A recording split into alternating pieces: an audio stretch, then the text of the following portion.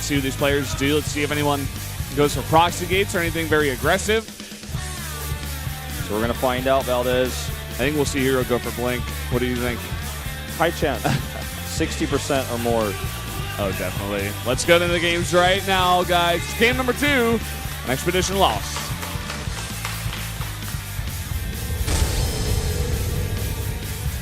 CJ&2's herO 김준호 vs 삼성 갤럭시 Dear 백동준.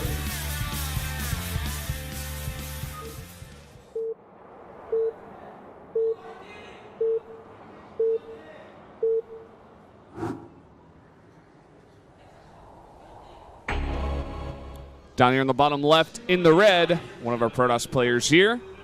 He's herO. Looking good with that new haircut. Or hairstyle, I should say. Clean. Top right in blue, it's Dear. Going through some hardships, but definitely on his way back, I think. So it looks like no proxy from either of the players. Yeah, surprisingly so. off. I actually thought Dear might proxy here. Yeah.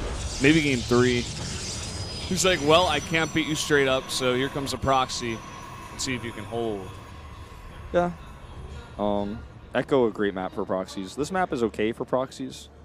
Echo is like the map that if you want to do it on, you're going to do it on. Just because it's so small. No Sage Station on this map, or in this map pool. No. Sadly. No Overgrowth. Yeah, I mean, Overgrowth and Sejong are two of my favorite maps just because I love two-player maps. I feel like they're some of the best made of all the two-player maps. But sometimes even the best maps in the world need to be rotated out. Everybody remembers Daybreak, so yeah, I think that was before your time as a commentator, but as maybe a commentator, yes. Yeah. So you didn't have to cast like 1,000 games on Daybreak like I did. I'm so sorry. I mean, it was a good map. It was really good. It was just really old. There's another one called. I guess it's not so bad casting it like a ton. It's okay. Well, Sejong, I'm not sorry anymore. Well, Sejong is like. If it's really good, like. Sejong is not actually like one of those maps I feel tired of yet. To be honest, I really like. Overgrowth a little bit. A little bit for me. Yeah. A little bit. We see one gas coming out of herO. That is not standard. Probably going to be just for 2 gates again, so he gets the minerals faster. Could be. Like, watch his minerals here in a second. You can see Dear already, like, getting a later gas. core. And yeah, there's a second gas. Okay. Still could be for a second gas or a second gate for herO with some of those extra monies. He's making a Zealot right now. I guess just to be safer against proxies in case he needs that, and then we'll just cancel it. Dear does the same. Only cancels it. As soon as you find out you're not being proxy, you don't need it anymore. And canceled. herO, what's he going to do with his the extra minerals? Yeah. He might go for Twilight Council here. He's got enough for... Went Mothership Core first. Extra gates. He does. He's just not using it. Looks like he just wanted the extra minerals for just having them for other things in the future. Yeah. It doesn't really make sense. I don't know what I'm saying. But he wants the minerals for other things. Yes. Like, if he wanted the minerals for later, then he would have just gotten the gas to be more efficient. Yeah. So it doesn't make sense, but anyway, it's okay. We got a Twilight Council from herO, Stargate from Dear. Like you said, Dear, he loves to switch it up, especially if it's not working. Yeah. I think we're going to see an Oracle, although we did see some Phoenixes in that Star League group, not really from Dear, from other players instead. I love the zoom in. This is actually taking a lot of damage, and there's no one to rescue it. It's just going to have to fly over this pit in order to escape. Well, took some damage. Pretty important. Blink for herO. Go figure. Yeah. There's the Oracle. Well, Oracle is going to keep that pressure back for a while, force some Stalkers in the main. Maybe keep that Mothership Core back at home. Yeah. Ooh. Oracle into Twilight. That's interesting. We see this sometimes. sometimes Oracle and Twilight can be good versus someone who goes Blink. You can go into DTs if you can hold. Robotics coming down for herO again, indicating that he wants to just play the safe version. This is like God. Oh wow. That is so smart from herO. He's like, okay, if you're going Oracles, I'll have a pylon ready to scout you. He also checks the Nexus. Oh. Like, but this is exactly what I was talking about. If we can take like a time machine back to a few hours ago when I was saying that I feel like herO's play is somewhat predictable because you know he's going to do a Blink most of the time. He's going to do it in a non-hyper-aggressive fashion. He's going to get a Robotics up. And he's going to play insanely safe, which is a good way to play. And he's so good that he's able to transition out even if his opponent gets a slight lead because of his safety. But it does add to this extra level of predictability.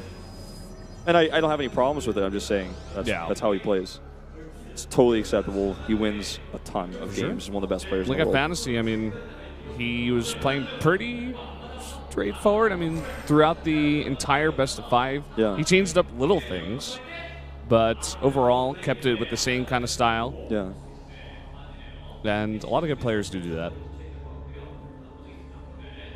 Blink is out now for herO. Look at innovation. He's built his career off of one play style, basically. And Flash.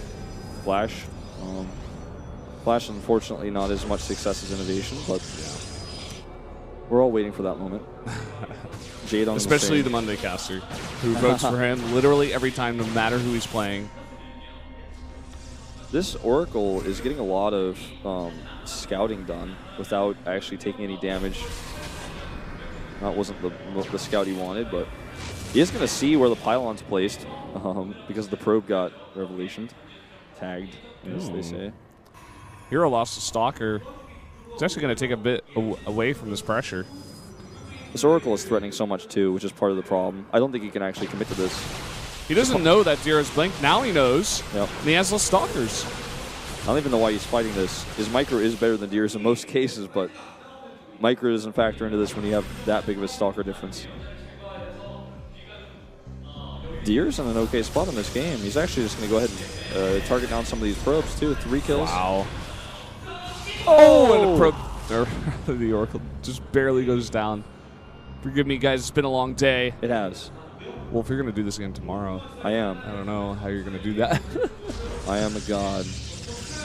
A demigod. So yeah, I guess we'll just transition into later stages of PvP. Normally, PvP is either sorted out in the early stage or the late stage. There isn't much of a middle stage. Like a little bit of harass here and there, possibly. Some push out, some pressure, but like usually you just sit back because the defender's advantage is so good. Yeah. Both players are just getting their death balls up. Yeah. Forge coming up here a little bit quicker for herO, looks like. Oh no, he just it was already finished for Dear, so pretty much the same time here. Start +1 if herO starts it right away. Starts an Immortal. And let me check something. Neither player has made the commitment to the Bay yet. We'll see in just a moment who decides to do that first, because there are not really many alternatives with the Tempest nerf. This Stalker on the right side has much less health. Actually, fighting is a mistake. You guys can't tell, but I can tell. I know. He gets away. It's all good. Finally, that bait comes down for herO. Looks like he already has 1 Immortal out. Going to make a second one. The Stalker is on the escape path. Oh, what was that? Well, he didn't have vision, so he couldn't blink any further. He's going to lose this probably if Dear continues to chase. Yeah. Every Stalker counts. herO looking to make a move possibly towards the main, but decides to move back. One of those pylons at the top left are for. Almost like he's going to hide something there, although he made 2 pylons, which is kind of weird. He left the probe with it too, so he's going to make a pylon farm. It's almost like we've seen this double Stargate Phoenix transition every now and then, but I mean, he's also going Robo Bay. I don't think that's his plan, especially the Temporal Archive's coming up now, so I guess he's probably just... Oh, that's where he's putting it. This is probably going to be for Storm then, right? Why else would you hide it? Yeah, there's We've seen storm drops like this It's before. storm drops. He's getting a warp prism already, so it's going to be a bit early for that warp prism, but still, you can start harassing with it before he gets stormed. Ooh. This is the beautiful Blink versus Blink I was talking about. So fun to watch. herO carefully trying to skirt around the edges. Somehow he loses that fight. Looks like he had more, but he had to move instead of just, like he had to skirt, like you were saying, and that ends up causing him some firing time. And if he stayed, the Immortals on the right side would have actually killed his Stalkers, so he had to eventually leave. Unfortunate situation, but he did damage the Stalkers of Dear a lot. Dear had some good micro there, so if you just look at the screen, you see a bunch of Stalkers, you don't have the full story because so many of those are very low. Health bars. Health bar boys. Call them wolf bars at this point where I'm the only one who can see them. All right, Storm Drop it is. Let's see how much damage this gets done. Zest very famously used it like many times against Creator in one series and lost with it. It's a very big investment. If you're expecting the game's going to go super late game, it's okay. But if you're like trying to take a third base while you do it, it can get a bit iffy because your opponent might just punish you for investing that much into Storm, which cannot really be used in a fight. Yeah, let's see this. Let's see what Dear gets done with this. hero's actually already moving out on the map. I think he's realized that Dear just doesn't have that much stuff, and he's like, okay, I guess I could just kill you. Here comes that Storm Drop coming into High Templar. So Nexus Cannon at the ready. But Dear had an observer here this whole time, so he knew this was a good location to drop. Oh boy, 8 kills. Really get away with that Warp Prism. Looks like it. Oh, nope. Blink. He's going to lose it. That's a Warp Prism to High Templar for 8 probes. That's expensive. Plus the Storm research, because he hasn't used it. Oh, yeah. So the amount of probes for herO is down at 39 after that. Dear definitely having the advantage there. If he can hold this attack, he's going to be in a great position. herO has charge first. Keep that in mind. He doesn't have very many Zealots to work with. Yeah, looks like he was powering up a bunch of gateways, but just got to get him in. Just got to start making the units. He doesn't have that much money because of the economy problem we were talking about. He is in a good position to kill the third base of Dear. There's nowhere. It's just defending that is going to be virtually impossible. Dear has so many Zealots. 19 of them. Compared to the 9 of herO. Yeah, and that's really important because they have equal Colossus counts. Third base is under fire right now from a few Zealots. Dear actually has a higher army supply. Seems like that better economy has been working for him for a long time. He can't let this army escape. He can't let him get away with that. Oh man, the recall is real. Yeah, and that means he keeps his own third base. Yeah, exactly. So even though he's down, Dear has to walk across the entire map, by which time herO will probably have another Colossus pop out, and he'll be in a good position to defend. Yeah. Well, +3 on the way here for herO. Dear currently hovering at +2. He hasn't started the +3 yet. A few Zealots do kind of sneak in here, but they're not going to get much done. Dear's in a good position to crush this third base, but he needs to do it now, basically. Yeah, he has to do it. Let's see how the engagement goes. We always say that PvP is so highly based on army positioning and just how they control their units. Looks like Dear saw that army and said, nope, not doing it. Yeah. Taking my own third base. But if he does that, he's going to be missing some resources that herO has that may allow him to catch up.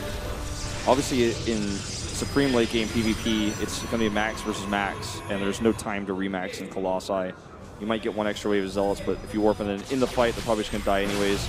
There isn't really a remax in PvP ever. So, I mean, I understand the idea here, but it allows herO more flexibility in transitioning into things like Tempest. And even though Tempest in this matchup are pretty weak right now, it's something that can be used. We saw it Moonglade Never Casting the other day come to some fruition. Take a look at the +3. Oh, wow. Is he actually going to lose a Colossi to 5 charged Zealots? It's pretty big. Dear is playing really well. Yeah, he wants to win this one. Like you said, he wanted to come back to his 2013 form. Yeah. I don't think he's there quite yet, but bit of a mistake. You're going to lose a lot of Zealots. Getting too excited with that harassment. Oh, this position, though, and the Time Warp is so good. The Time Warp here is really good as well. And now he's actually targeting the Colossi of Deer, doing a lot of damage there, but a lot of Zealots remain, and that is not a good fight for him. herO just did not have his Zealots in the position where they could fight. A lot of them were caught at the back. He walked right into that Time Warp, but even though his time was perfect, the damage from the Time Warp of Deer was already there, but with a huge warp in, hero's trying to turn it around. Where's the warping of Deer? I don't know. +3 out for herO. There it is. There's that warp in. Oh, Colossus comes from behind, and herO loses all of his Colossi against the 5 of Deer. And it's time for that Dark Shrine. You see this every single PvP in StarCraft 2 in the last few weeks. We just see this It'd be funny in if Deer Korea. made it too. Deer's actually making a cannon somewhere. He's got one in the main. He's got one in the main. This one is at his 3rd base, his 2nd cannon. He's just adding it for Zealot defense, most likely. I'm going to check his natural and see if he has cannons there. He does not have any cannons at his natural. That's just the natural. And it looks like the idea from Deer is to just not fight straight up. It's like, okay, I just won't fight your Colossi then. You can kill my 3rd base, but I'm going to try to kill yours. I don't know if it's going to work out. I really don't. This is a bit of a weird choice. Few Zealots and an Archon being warped in here to push this back is going to work out.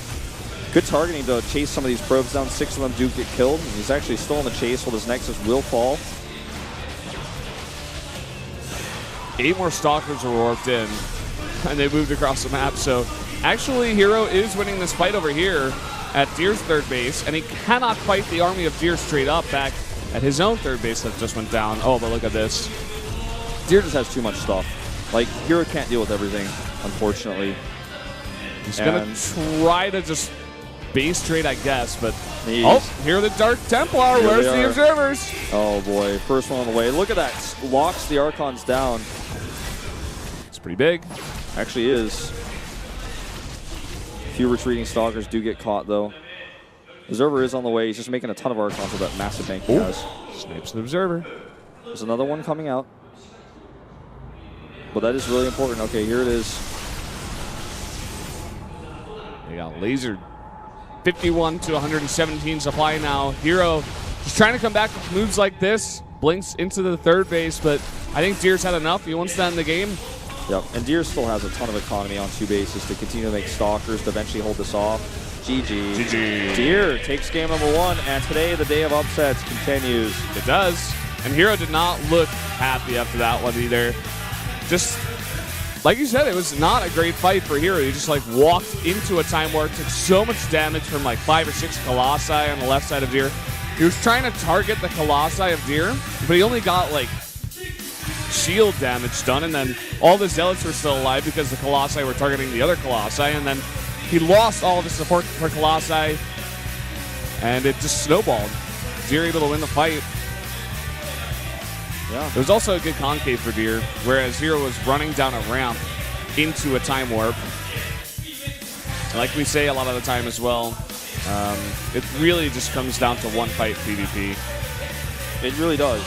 Too many high-tech units that you can't remake very fast. And I don't know. I feel like herO does feel a little bit frustrated. Maybe I don't want to say on tilt because he's herO and yeah, not yet. He doesn't usually get like that. But that win there for Deer, very nice, very nicely played. We're going into game 3 now as the score is tied up. I said game 1 there, but no, it was game 2. Something I wanted to say about these two in this matchup, but I lost it somehow. I'm sure I'll think of it in a second.